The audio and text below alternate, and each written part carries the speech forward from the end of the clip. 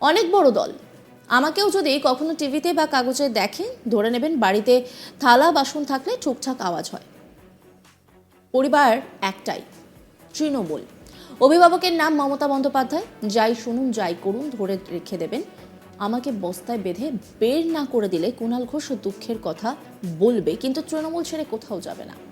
কুণাল ঘোষ বেঈমান, গদ্দার নয়।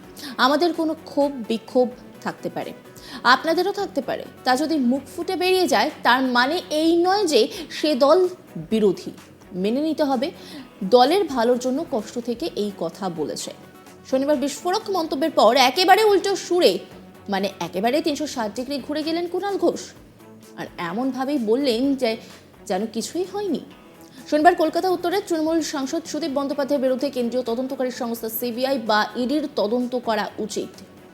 তদন্তের প্রয়োজনে গ্রেপ্তারও করা উচিত সুদীপ বন্দ্যোপাধ্যায়কে। দলীয় সাংসদের বিরুদ্ধে এক রাশ ক্ষোভ উগরে দিয়ে তদন্ত দাবি করেছিলেন তৃণমূল নেতা কুণাল ঘোষ।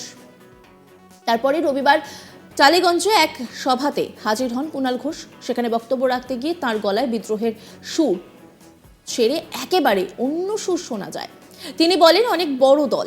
আমাকেও যদি কখনো টিভিতে বা কাগজে দেখেন, ধরে নেবেন বাড়িতে থালা বাসন থাকলে টুকটাক আওয়াজ হয়।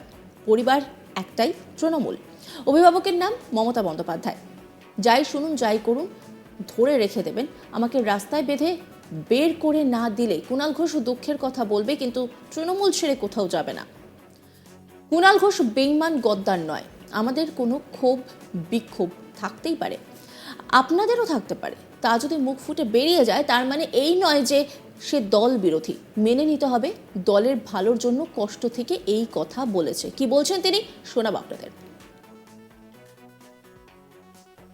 এত বড় দল, এত বড় পরিবার, কোথাও যদি কোনো ইস্যু থাকে, আমাকেও যদি কখনো টিভিতে বা কাগজে কিছুতে দেখেন, ধরে নেবেন বাড়িতে থালা বাসন থাকলে ঠুকঠাক আওয়াজ হয়। পরিবার একটাই, তৃণমূল কংগ্রেস। অভিভাবকের নাম মমতা ব্যানার্জি। যাই শুনুন যাই করুন ধরে রেখে দেবেন। আমাকে বস্তায় বেঁধে বার না করে দিলে কুণাল ঘোষ দুঃখের কথা বলবে। তৃণমূল কংগ্রেস ছেড়ে কোথাও যাবে না।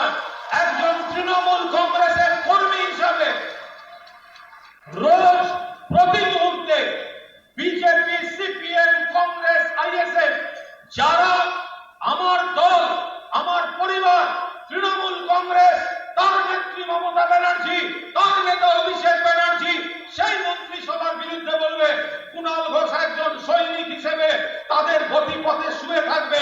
বেঈমান কুণাল ঘোষ নয়, গদ্দার কুণাল ঘোষ নয়। তৃণমূল কংগ্রেসের সাধারণ কর্মীরা, তৃণমূল কংগ্রেসের সাধারণ কর্মীরা, আমাদের কোনো ক্ষোভ বিক্ষোভ দুঃখ থাকতে পারে, আপনারও থাকতে পারে।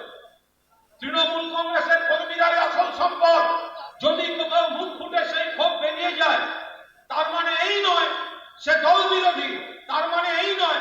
মেনে নিতে হবে দলের ভালোর জন্য কোনো কষ্ট থেকে মুখ ফুটে বলেছে, কিন্তু লড়াই যখন হবে শত্রুপক্ষের সঙ্গে, তখন দল একটা, তৃণমূল কংগ্রেস, মমতা ব্যানার্জি নেত্রী, অভিষেক বন্দ্যোপাধ্যায় সেনাপতি, গাছের ওপর জোড়া ফুল।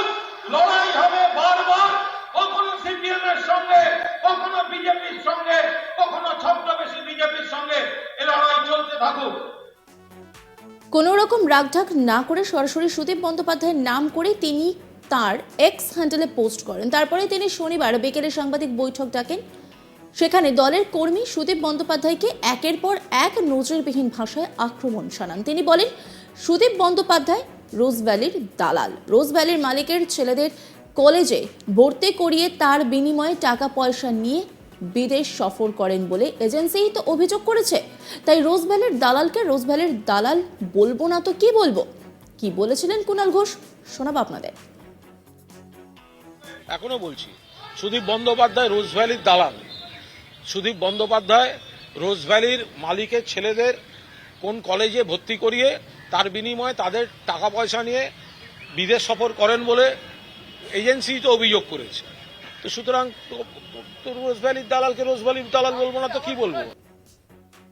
তিনি তার এক্স হ্যান্ডেলে লিখেছেন, সুদীপ বন্দ্যোপাধ্যায়ের ব্যাংক অ্যাকাউন্ট এবং তার হয়ে ভুবনেশ্বর এইমসের বিল মেটানোর নথি খতিয়ে দেখা প্রয়োজন। তিনি যখন বন্দী ছিলেন তাকে বড় অঙ্কের টাকা দেওয়া হয়েছিল না কি তার হয়ে হাসপাতালের বিল কেউ মিটিয়ে দিয়েছিলেন, তদন্ত করতে দেখতে হবে। যদি প্রমাণ পাওয়া যায় তবে কয়লা দুর্নীতির সঙ্গে ওই টাকার যোগ থাকতে পারে। সেক্ষেত্রে তদন্তের স্বার্থে সুদীপকে গ্রেপ্তার করা উচিত।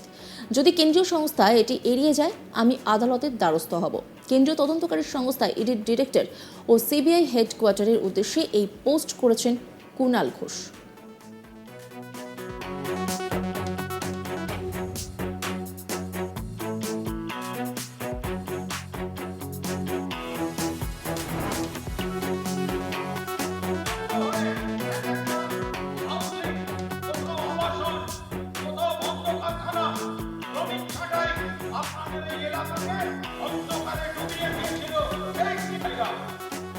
একটা সময় সিপিএম বহু ভোট পেল।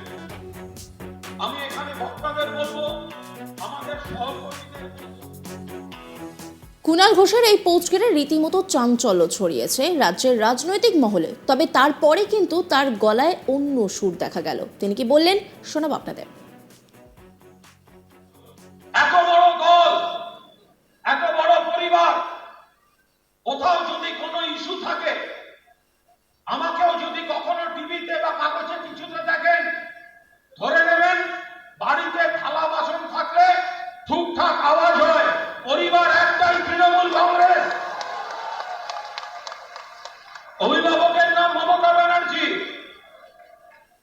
যাই শুনুন, যাই করুন, ধরে রেখে দেবেন আমাকে বস্তায় বেঁধে বার না করে দিলে কুণাল ঘোষ দুঃখের কথা বলবে, তৃণমূল কংগ্রেস ছেড়ে কোথাও যাবে না।